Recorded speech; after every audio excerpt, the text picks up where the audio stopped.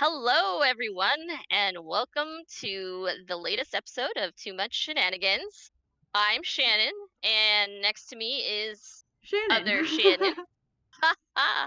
uh, welcome to our episode here in September. And what we like to do to get started when we start the show is to ask each other a question, one of those fun get to know you questions that you have to do when you're meeting people or in a new class. And so that way you get to know a little bit more about us on each episode. This month, I got to choose the question, and Shannon gets to answer it first. So, Shannon, Mhm. what's the worst fashion or hair decision you've ever made? Okay, so I've been trying to think of an answer for this, and really, I don't really have very many questionable choices because I played it safe pretty much growing up most of the time. So the closest thing I have that when I look back on photos and I cringe every time I see it is my senior year summer after high school. Like I decided to cut my hair short, not like as short as a bob, but almost to a bob level. Because I was going to Alaska, and the year before when I went to Alaska, I had gotten head lice, and I didn't want it to happen again. And so I cut off my really long hair, and then every time I look at all these pictures, I just feel like I look like a chipmunk. So I think that's probably, and ever since then, I'm like I can't cut my hair that short because I don't want to look like a chipmunk again. So you think you look like a chipmunk when you have shorter hair? Yes, I think it makes my face look rounder, and so I just look Uh, like a chipmunk with a little wig on. So, yeah, okay. that's Well, probably the best answer I have. But how about you, Shannon? I kind of want to see that picture now just to see if Oh. you really do look like a chipmunk. But oh, I have a lot actually. So lucky you that you had a hard time. I had a hard time narrowing mine down. Because I have had some bad fashion and my hair.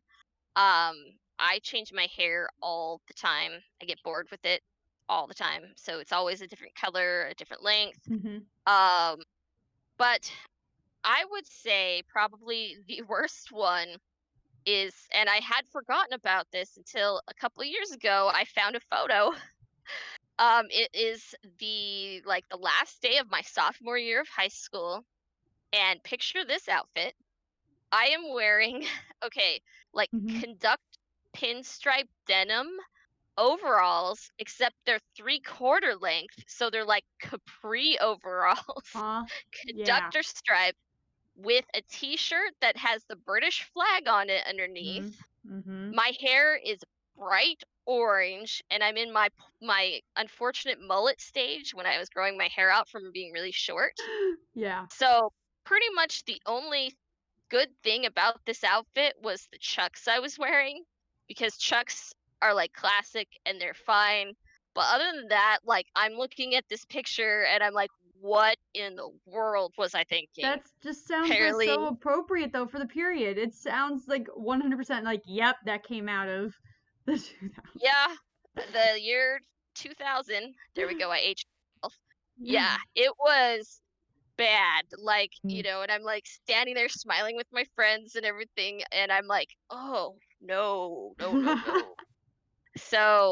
But I have a lot of those pictures from high school where I'm like, we thought it was really cool, but it just, I know it's very unfortunate. So that would probably be my worst one. It was a bad outfit. I That don't know why. I remember loving those uh 3/4 alls or whatever you want to mhm. call them, but they're just like, I look at the pictures now and I'm like, so not cool. Yeah. So anyway, there's our answers about how Shannon plays it safe with fashion and I do not. So, yay. And no, none of you are ever going to see pictures of me from high school. So, Someone's gonna unless you, try and find it. It's gonna be an unsolved mystery of having to see what you look like, and they're gonna dive into the deep web to find yeah, it. they're gonna like track down the people I went to high school with and be like, "Do you have Yeah. any pictures of her? We need to see these." So, Yeah, yeah. gonna happen. Anyway, so moving on to our content this month. Yes. Yes. So, I believe I am going You first. are indeed. Okay, so yes, I am going first with a nice short little novel I read this past month. So it is fall, and it's finally starting to feel like fall. Yay! And when it starts feeling like fall, that means it's almost Halloween. So I love Halloween. It is my favorite holiday, and so I get super duper excited about it really early. And so I decided I wanted to start, getting in the mood, reading some, spooky, more dark things. And I've also been intentionally trying to read more books and stories by native authors. And so I picked this one out. We actually do have it in our collection in the library. It's called The Night Wanderer, a native Gothic novel by Drew Hayden Taylor. And Drew Hayden Taylor is a member of, I don't remember which reserve, but it is a reserve in Canada. He's First Nations. And if you don't know what that means in Canada, rather than like Native Americans, like we call them here in the United States, they call them First Nations people in Canada. So if you were wondering, when I say First Nations, that's what I'm referring to. And he is Anishinaabe, which you might also have heard Ojibwe, which is what white people call them, but they call themselves Anishinaabe. So, and they're from like the like Wisconsin, Minnesota, and then that part of Canada. That's where that tribe was mainly based, around like the Great Lakes. So anyway, so this book takes place on the Otter Lake Reserve in Canada, and it is an Anishinaabe reserve, so, like, rather than reservation, reserve. So they're, like, similar words in Canada that we Mhm. use here, but not completely the same. And it's, basically the story of 2 different characters. The first one is Tiffany, who is a teenage girl who lives with her father and grandmother on the reserve. Um, and then it's also the other character is named Pierre Laurent, though, uh if you can kind of tell, it's not like a real name. But he is, and I can tell you this because it's made very clear at the very beginning of the novel. He's a vampire, and Yes, he is love returning it. home. Yeah, he is a vampire, and he is returning home from Europe to the Otter Lake Reserve after you learn a very long time away. And so it's like those 2 characters, and they kind of collide when he arrives. He stays as a guest in their house, so they can make extra money.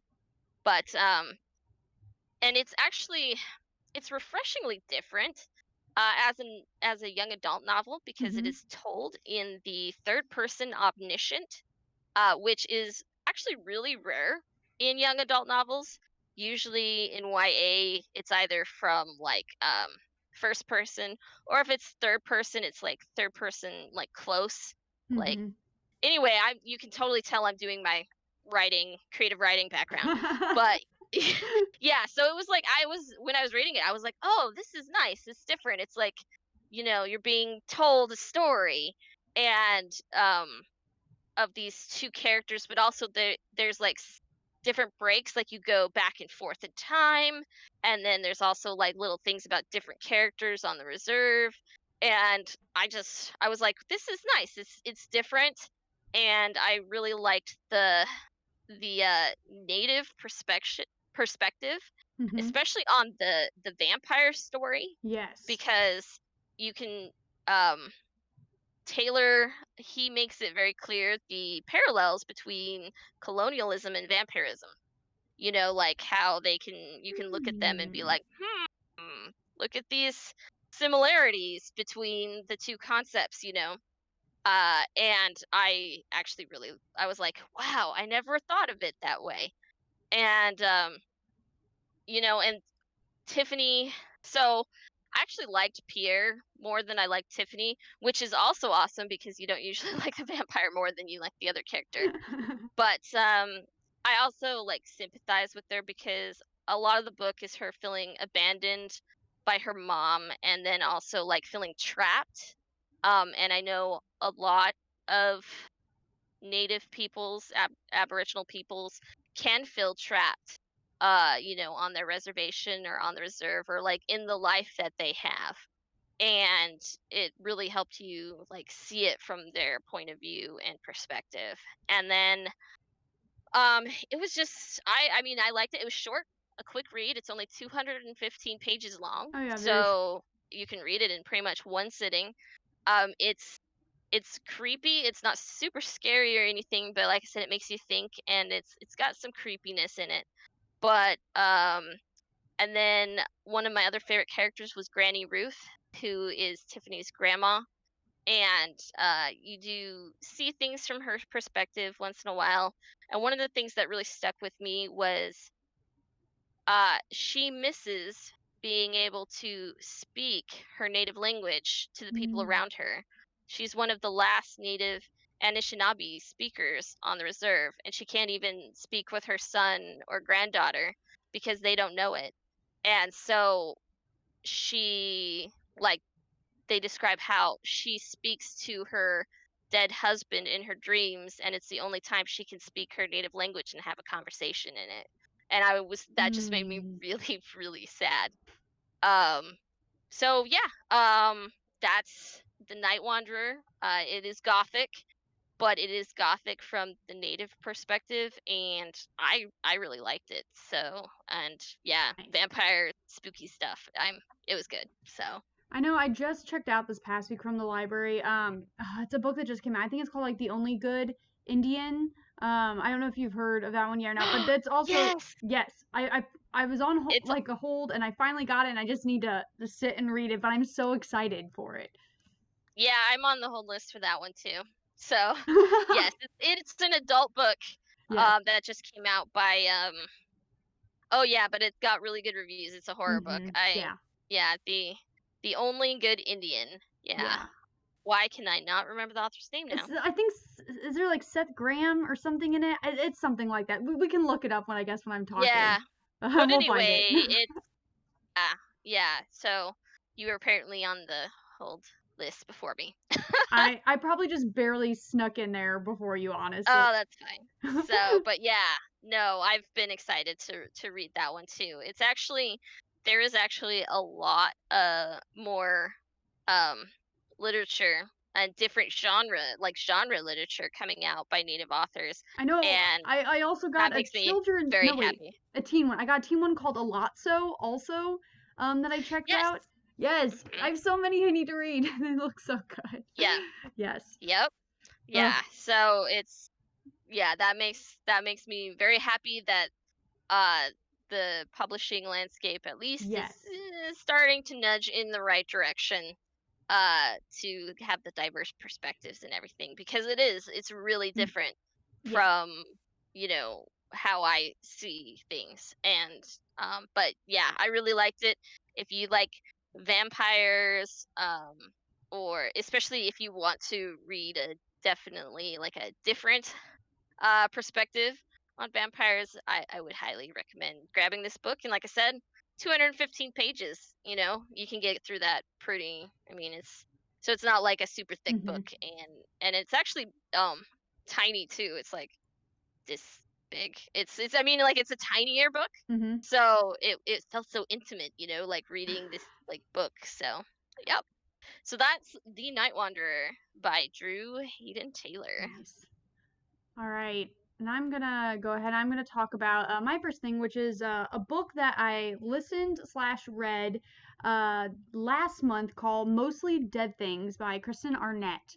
Um, as always, is kind of a trend. I feel like when I mentioned this when I read Wilder Girls, a lot of times I'll start listening to an audiobook and then I get to a point where I'm just like, this is taking like too long. I need to just get the copy of the book so I can just read it quicker. And so this is another Yeah. one of those where like I think I made it almost all the way to the end. I was sewing face mask while listening to it.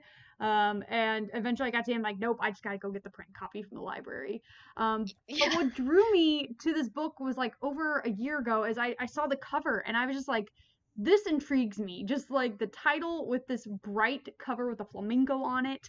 Yeah. Um, And so I was like, I knew I had to read it, and I didn't like read what the book was about whatsoever before I went in. And it was weird. It was definitely weird. It's about a woman in her 30s who grew up kind of as like an apprentice under her father, who's a taxidermist. And she decides that she's like, when I grow up, I'm going to be a taxidermist also. So she grows up, she becomes a taxidermist, and this happens within the like prologue of the book, so I'm not spoiling anything. Her father Yeah. commits suicide, and she's like has to deal with it, and all of a sudden she has to like take over the shop and all the financial responsibilities. And her mother like starts to act weird and starts kind of creating like exhibitionist art around town, and she's embarrassed by her mother doing these things. And then meanwhile you start finding out about her childhood and some trauma that happened with a best friend she had, and a lot of love entanglements that happen. And it was just a fascinating book that approaches grief and trauma through the lens of somebody who like is obsessed with taxidermy. So like so like each That's yes, that's it's interesting. very quirky. It's very quirky and weird. And I think I loved it because of that, because it wasn't like anything Mhm. I'd read before.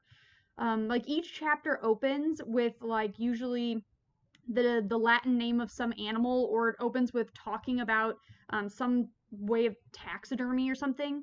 And throughout the Mhm. story, there's lots of like little stories talking about taxidermy, like events in her life growing up, which are gruesome. So if you're not into that, don't read this book. You're gonna cringe at some point. But again, I was like so intrigued by it because I've never thought of thinking of the world through this way. And in the end, it really becomes this beautiful symbol, I guess, and like the title makes total sense with the storyline, and how she goes about dealing with her grief and coming to terms with the trauma in her life and her family's trauma overall.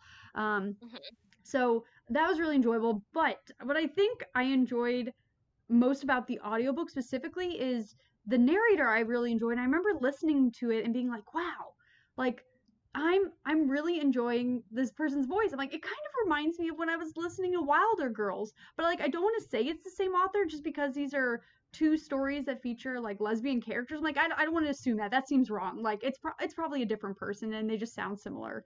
But then like this past weekend I went ahead and I looked it up, and they are in fact the same author. And not only that, I was like reading the resume for the author. The narrator is Jesse Vilinsky, and I was looking, and like she's done a bunch of other YA books also.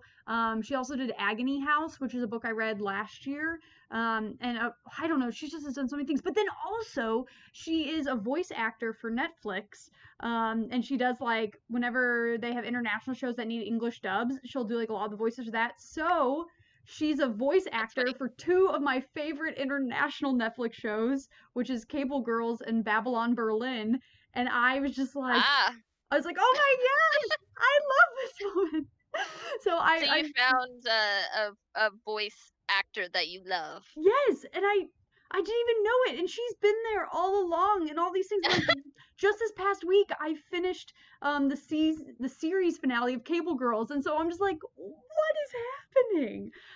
So yeah, that was quite magnificent, and just the fact that this just happened to happen in my life this year, and I came across this person more than once by accident, and I had no idea. Like it was just very Yeah, magical, very magical. nice. So, well, I could definitely tell that it's a quirky novel by the cover. Yes, So, I do remember hearing about this book. Last I think it came out last year.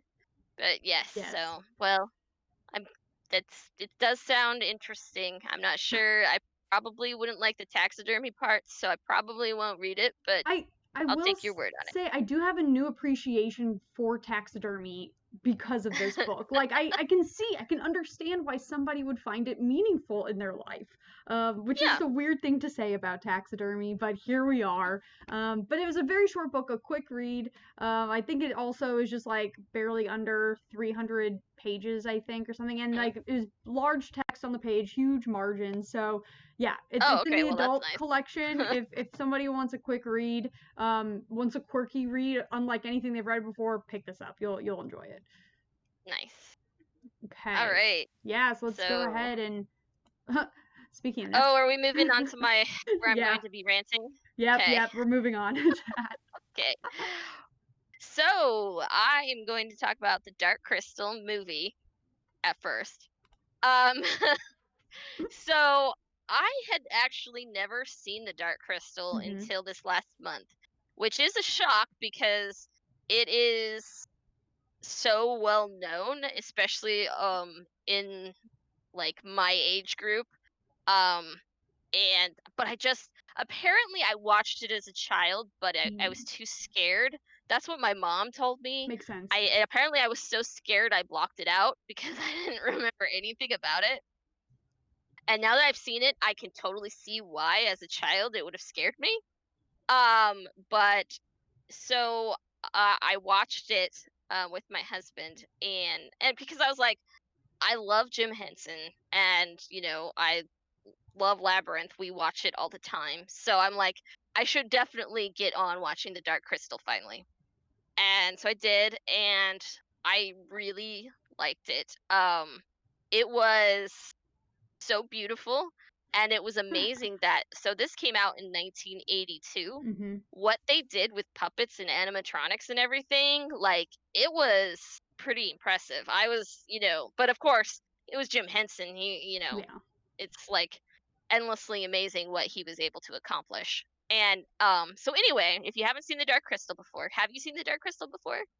No, I've seen Labyrinth and like it was okay, but I will also say it freaked me out and like so I probably will never watch The Dark Crystal because I think the cool puppetry and stuff I can appreciate it, but also like it freaks me out, I think. So, I do know some people yes. who are freaked out by puppets. It's true. I love puppets, so like I'm like, yes, I love this.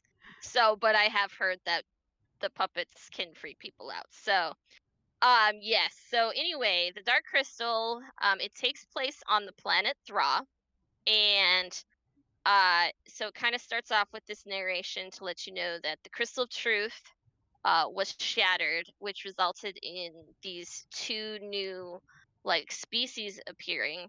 The Skeksis, which are the bad guys, and then the Mystics, which are like more peaceful. They're the more peaceful race that is like lives in one with nature.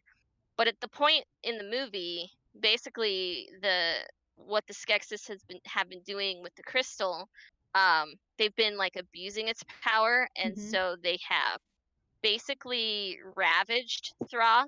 It is like barren, and there's storms, and it's just not a nice place anymore.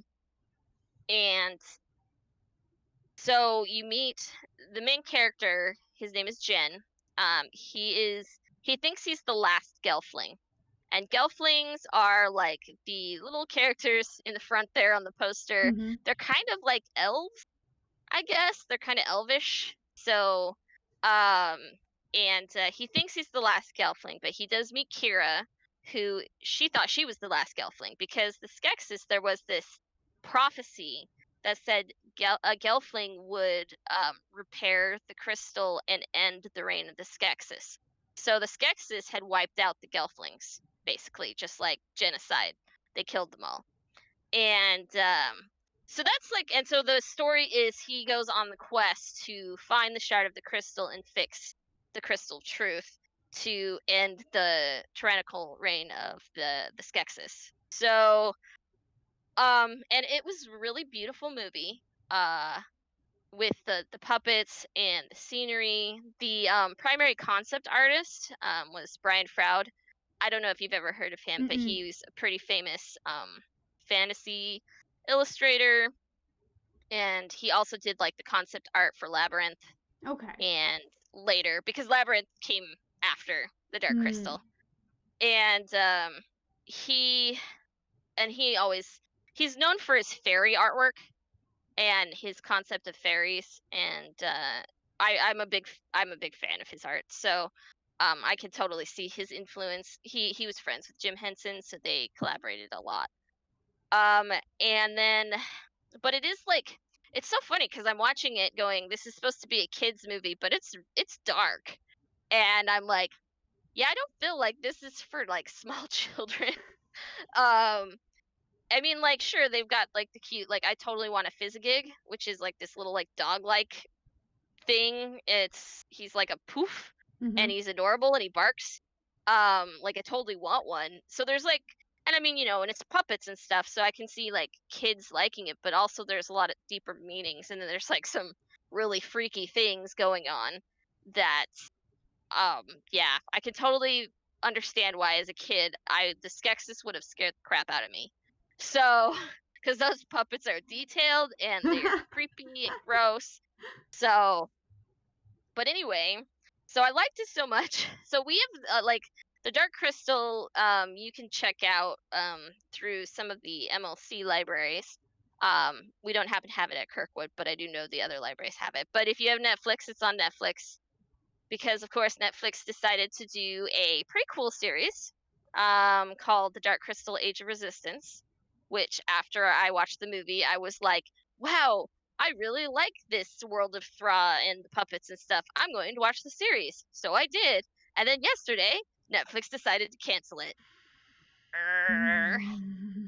Like, so there's one season on Netflix if you're interested. It's amazing. Especially because I mean they did it all puppetry. Still, they were like, "We're going to do it just like we." I mean, obviously the puppets are a little bit more advanced and easier for the puppeteers to manage nowadays, but they didn't CGI anything. Oh wow. And yeah, yeah, it's all puppets, and you can tell, and it's beautiful, and the voice acting was amazing, and it's got some really famous like actors doing the voices.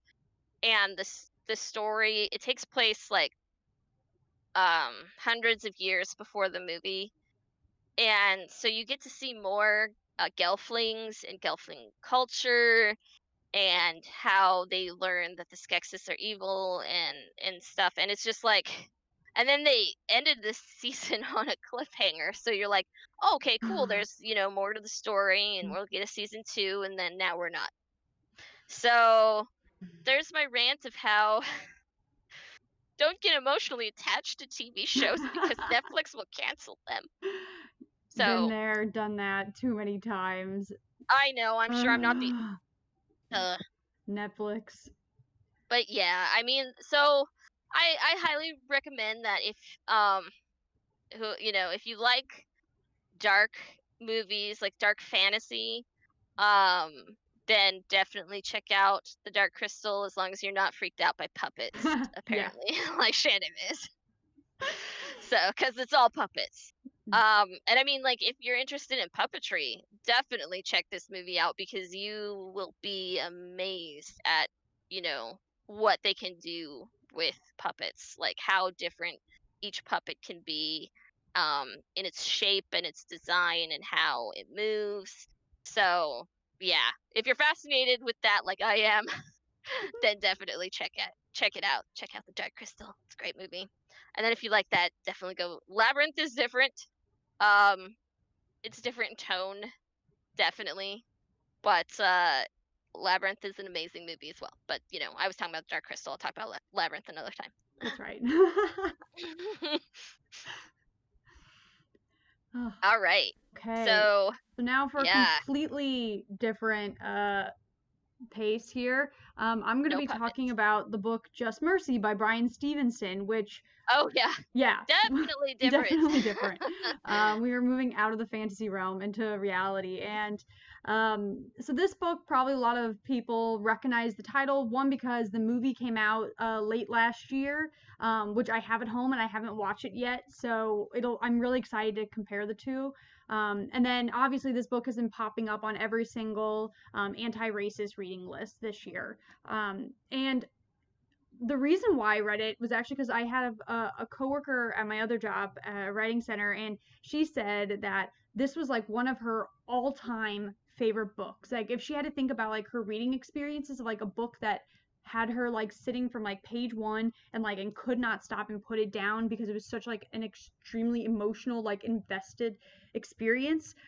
This was like one of those books, and I was like, okay, this sounds like the type of book I need to read. And she goes, great, I will bring you a copy tomorrow. Like I will Oh bring you my wow. personal copy. You can just read it so you don't have to wait at the library to get it for holds. And I was like, okay, sure, I'll do it. And oh my gosh, she was not wrong. Like it was one of those books that like I started reading and I couldn't put it down throughout it. So to back up a little bit, for those of you who have no idea what I'm talking about or what this book is about, Bryan Stevenson is a lawyer, and this book is about his experiences as a lawyer, really his career as a lawyer, working to help get people off of death row, especially people who have been wrongly placed on death row, whether that's, children through like adults. And of course, like this also focuses a lot on the disparities that happen with death row inmates that tend to be minorities, or people who come just from like poor economic backgrounds. And so I will upfront say that this is a book that will make you cry. I cried 4 times in one chapter when it was talking about children who were incarcerated for life for like crimes that they did that were nonviolent crimes when they were teenagers. And I'm talking like before Wow. the age of 14. And I was like, this is awful. I can't believe this is a thing. And like, he's amazing at how he writes it, because while a lot of nonfiction books I feel like are really heavy with jargon or like weighs you down, and you feel like you're reading a textbook, like he does a really great job of just like telling the story, but also like interjecting facts throughout it that are just like, yep, this is it, this is how it is. And if you like want to know more about those facts, then at the end of the book, like it does have like a little index where you can kind of like see all of these court cases that he's referring to if you want to go look more in depth about them. But Hmm.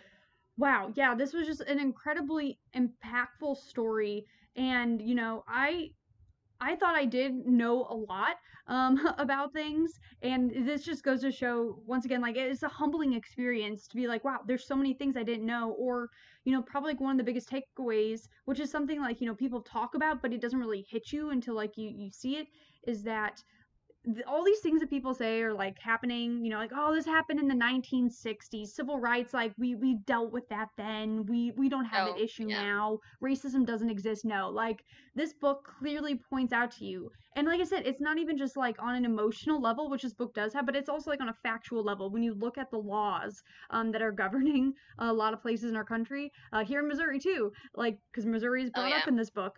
Like there's just a lot of things that we need to work on.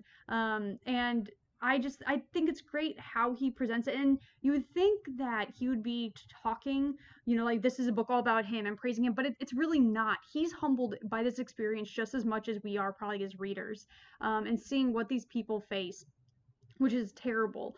But yet at the same time, while it's an extremely heavy topic, he adds so much hope into this book, to the point where I was also crying because of these beautiful stories where you see redemption happening, with people, or people just you know discovering that like what they did in the past was wrong, and they change because of what they've learned, which I think is kind of what the world should all be about, is that we continue to grow and learn and change to try and help other people. And just I would definitely say if anybody has been in a reading slump and they need something to get out of that reading slump, or if they need to read one book in 2020, this is the book I would hand to them. Like before I even finished reading, I went out and I got a copy of it for myself to have on my bookshelf, so I could also just Wow. like Nice. lend this book out to whoever wants it, because it Hmm. again, it's definitely the best book I've read this entire year so far. And it's probably going to go down as like one of the most impactful reads, of my life, really, that I read. So yeah, that I don't want to So, say too much, but yes. does it have more than? Because I know, like, the movie focuses on one story, Mm, like, um, like him trying to get the one man out of prison or whatever. So, but the book has more than just that story in it. yes, Okay. it's like, so the overall story is that one that you're referring to, but Mhm. throughout he interjects all these other cases that he's had with other clients on death row, some where he's successful, some where he's not. And the ones where he's not are the most heartbreaking to read. But Oh, then I'm like I said, he sure. also talks about other groups of people, like he talks about children and the idea of how being in prison for life is another form of death sentence. When you tell somebody they have to spend the rest of their lives in Yep. jail, and just the injustices that happen once they're placed in jail, that are not fair to them. But then it also talks about, again, just members of impoverished communities, and there's a one section that's all about, an impoverished community of women, and like what happens to women in prison, especially for going to jail because of crimes of like like where they didn't have enough money for health insurance, and so therefore they were pregnant and couldn't go to a doctor, and then the child is stillborn, and like then they get sent to jail for like manslaughter because of, and it's like it's ridiculous when you read these That things. is ridiculous. Yeah. And it's again one of the most impactful things. If anything, pick up this book and like find a couple of those chapters that are just like standalone chapters. I wish I could remember which chapter number was the one about the children, but like if you work with teenagers or kids in general, just I would recommend reading that chapter because it just goes to show you that like, you know, I don't know. There's a lot we can be doing, I think, out there for everyone Yeah. who we serve. So yeah, this book there's a lot more than just that case. Mhm. So I would definitely read it. It's just like I want to cry just Yeah. thinking about it. It was amazing though. So amazing. Yeah. Okay. Yes. Yeah, I mean, it's been on my to be read list for a while. I just haven't gotten to it yet. So, but I've heard good things and I really want to see the movie. And I was going to watch it when it was on Hoopla, but Mm. like day I logged in was the day they took it off. And I Ugh, was like, "Really?" So, I still haven't seen the movie, so you'll have to let me know how it is. I So, will. I'm a big fan of Michael B. Jordan. So, Yes. yeah. So, all right. Okay, yeah, so Um, we'll switch it up again with we'll talk about we're some music switching it up now. again. Yeah. Yes. So now I'm going to talk about music. Um, so I have been listening to Florence the Machine. I've been listening to them for a while, and I guess I have a thing like because last month I talked about Lorena McKenna. Apparently I have a thing for redhead singer-songwriter ladies. So because I really like Florence Welch. Yeah, I noticed that. I was like thinking about that. I'm like, what is it with me and like redheaded lady singer-songwriters? Like I just apparently I got a thing for them. So, but I've been listening to this album a lot. Well, I've been listening to all four of their albums Mhm. the over the past month, but this one is still my favorite. It was their debut album, came out in 2009. And it's still my favorite because it's helped me through a dark time in my life back then, and so like I have this emotional connection with it that will probably always be with me, and so I really um enjoy this album the most out of their four albums that they have, and so Florence the Machine, if you haven't heard their music, Florence Welch is the one in the cover there. She's the one who sings and she writes their songs. And they're considered indie rock. But I would say like she also has like soul and it's just like a lot of her music is very dark and romantic and atmospheric.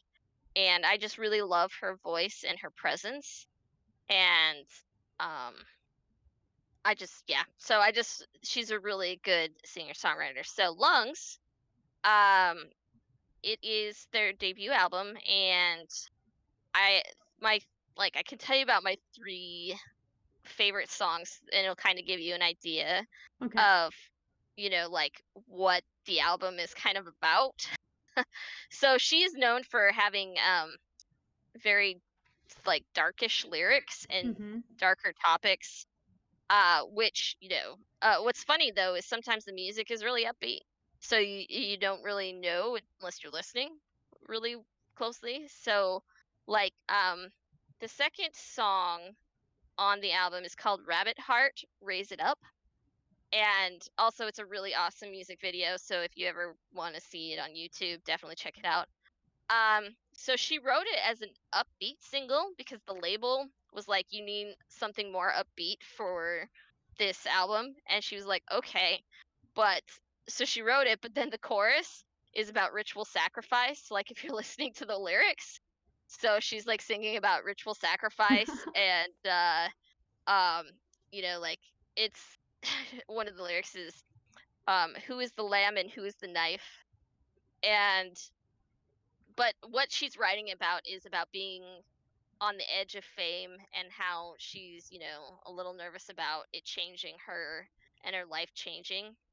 And but I mean, it's just like the lyrics with the ritual sacrifice thing, and like the whole theme of change, and then with the music, it makes me want to like dance wildly, like in a meadow, like around a bonfire. Hmm. So it's that kind of song. I just, it, like every time I hear it, I just want to get up and twirl around and dance. Just so witchy And of you, so witchy.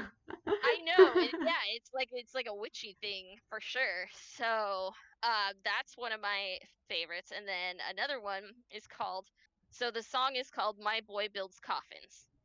So that's Okay. Yeah. Mood. Yeah. yep, yep. And it is such a catchy song about the inevitability of death. Like that's really what the song is about, but it's super catchy. It sounds like a folk song.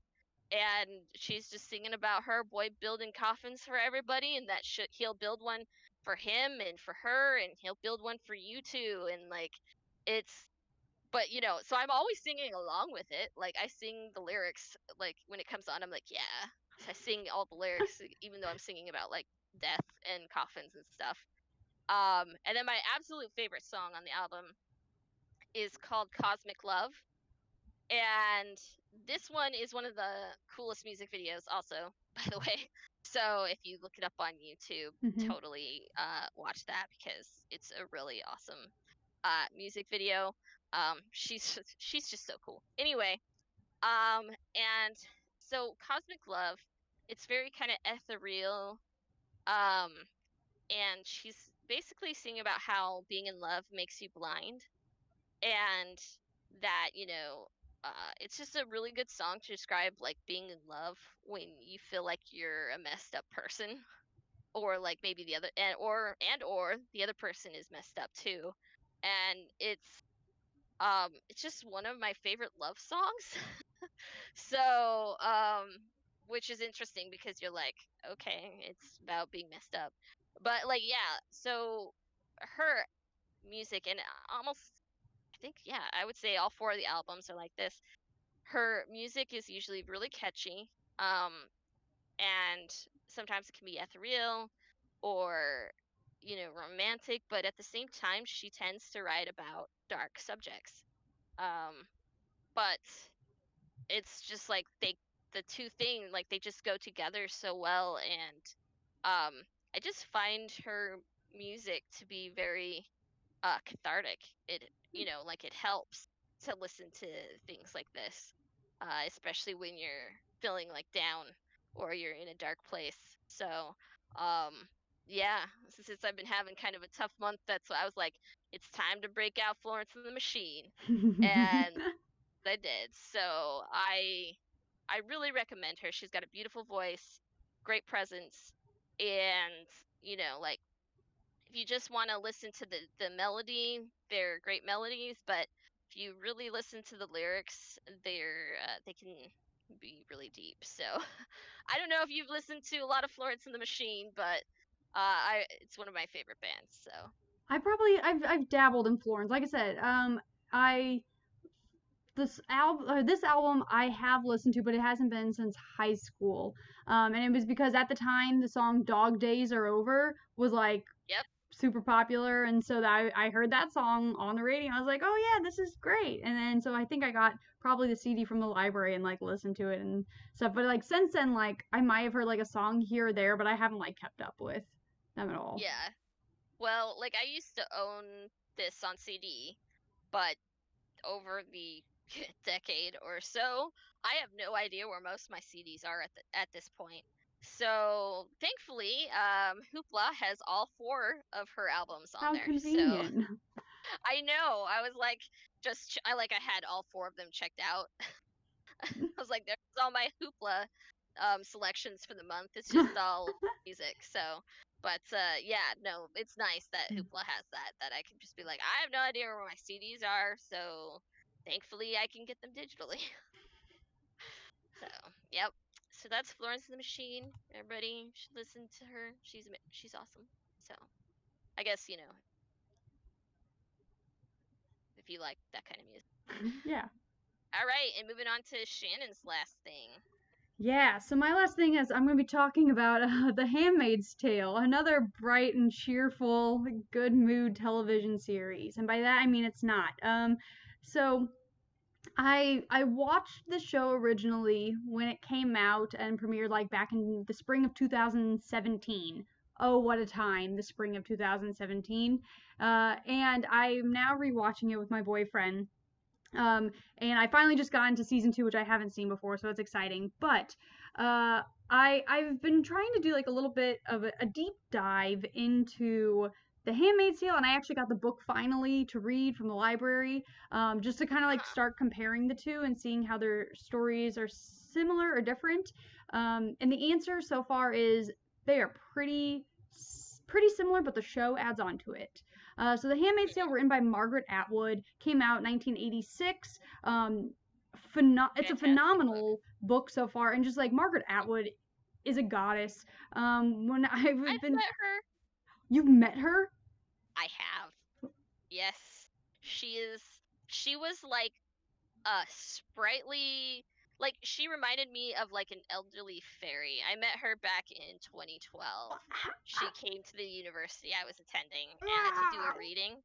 And yeah, sorry to interrupt you, but I'm just like I met her and she was so nice and she was just yeah, she was amazing. Gosh, I'm so jealous now because I was thinking as I was like reading all these interviews with her earlier today, I'm like, I want to meet this woman. She's incredible. And She she just is. like does not hold back.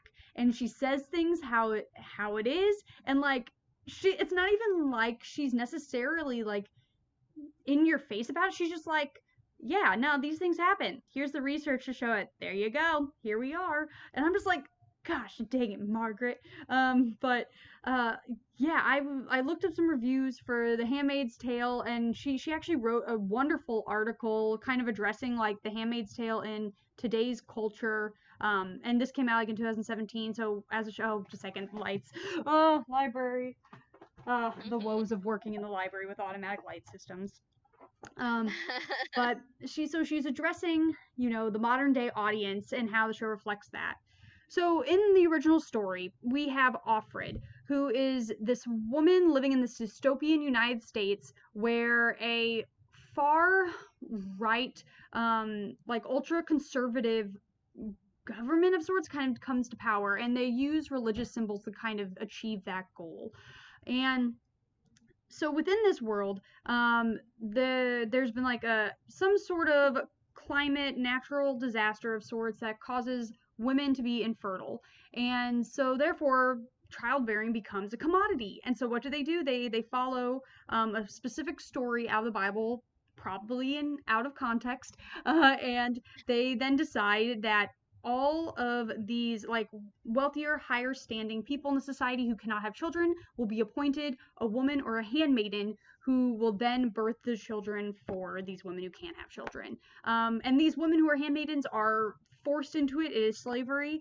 And it's kind of about her struggles being a handmaiden in this society and how she finds like her own forms of resistance against that.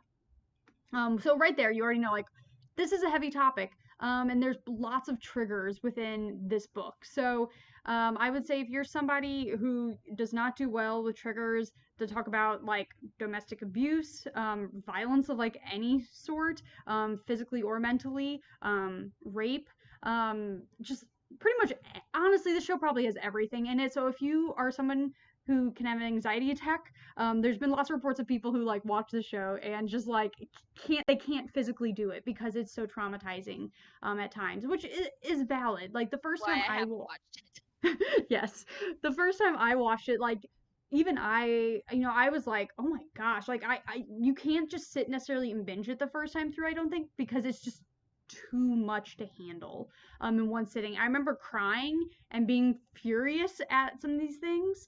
I was seeing in what's interesting is when you read about the book when it originally came out and Margaret Atwood's perspective of writing it, like she was afraid to write this book because she's like, well, I've read a lot of other dystopian literature out there, and people, like I have to make this believable, and I don't want to preach to people necessarily. And so I went ahead and I pulled up a quote that I want to read because I think it's so perfect. That's from that New York Times article I was talking about that I recommend everyone go read because the entire thing is just wonderful. But she says, like, if I was to create an imaginary garden, I wanted the toads in it to be real. One of my rules was that I would not put any events into the book that had not already happened in what James Joyce called the nightmare of history, nor any technology not already available. No imaginary gizmos, no imaginary laws, no imaginary atrocities. God is in the details, they say, so is the devil. And so it's just like, dang it. And so, like, yeah, everything that's Yep. in it, like, she had this rule that, like, yeah, she can tell you at any point in this book, like, oh yeah, this is in reference to this thing that happened in history, this is something that happened in history at this place. And she's one of the, like, consulting producers for the show, and she's like, yeah, the things in the show are following kind of the same format, where we're not going to include anything in the show that doesn't already happen out in real life. Yeah. So again, it's a heavy show, but an impactful one for what it's able to do. And the lead actress in the show, Elizabeth Moss, is phenomenal in that role. She also is the narrator for the 2019 audiobook version of The Handmaid's Tale. So if you like Yeah. her, definitely go listen to the audiobook of this. But yeah, it's a brutal show, but so worth it to watch. And from what I can tell, season one basically covers the events of the book, and so everything you watch beyond season one is new, for the most Hmm. part. And the other things that are added into the show is a lot of these side characters who you don't really get to know about because the book is from Offred's point of Yeah. view. You get to do more of a deep dive into those characters and what they're thinking and what happens to them, which for me is incredibly delightful as somebody who loves a large cast of characters and how they all connect and are complex. Um, Yeah. so yeah, like, it's I love this show because of, I think, of how impactful, and it's Hmm. like the actual cinematography in the show is beautiful. You're like, you're such like a show with such a dark message. How dare you be so beautiful at the same time? Um, and like the Yeah. costume design is phenomenal in this as well. This everything from start to finish. There's no wonder why this show has earned so many like awards out there. Yeah. Like it's incredibly well done. But again, it can be a lot of trauma to watch it. So I Yeah. totally respect anyone who's like, I just can't handle it, especially not in 2020. Yeah. Well, when it came out in 2017, I knew right away because I'd read The Handmaid's Tale Mm-hmm. before the show came out. And it was traumatic enough just to get through the book that I was like, the show came out and I'm like, I won't be able to watch it. I was like, nope, that is just something. I mean, I admire them for making it and I hear good things about it and everything, but I'm like, I would not be able to sit through that. So, yeah, but yes, I hear it's a great show and I mean, definitely people should watch it if they think they can handle it. So, Yeah, definitely I'm just not one of those recommend. people. But you should definitely read the book.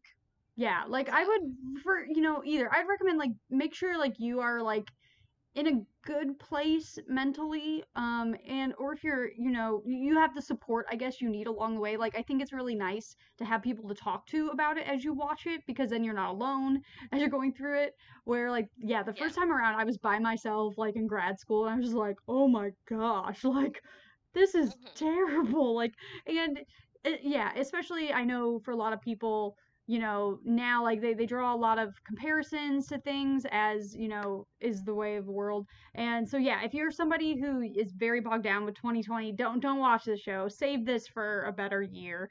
Go Yeah. listen to Florence and the Machine, or Yep. or Or, something or else, watch The something Dark more Crystal. delightful. Yeah. So, yeah, no. Just don't start the TV show. Yeah. Yes. So, okay, awesome. So, there we go. There is Yeah. our three each for this last month that we've been consuming. So, I the Night Wanderer for me, Dark Crystal, Lungs by Florence the Machine, Yeah, and then mostly Shannon's. Dead Things, Just Mercy, The Yep. Handmaid's Tale, all heavy Yep. topics in their own I way. know. We realized that pretty much everything we picked this last month was dark.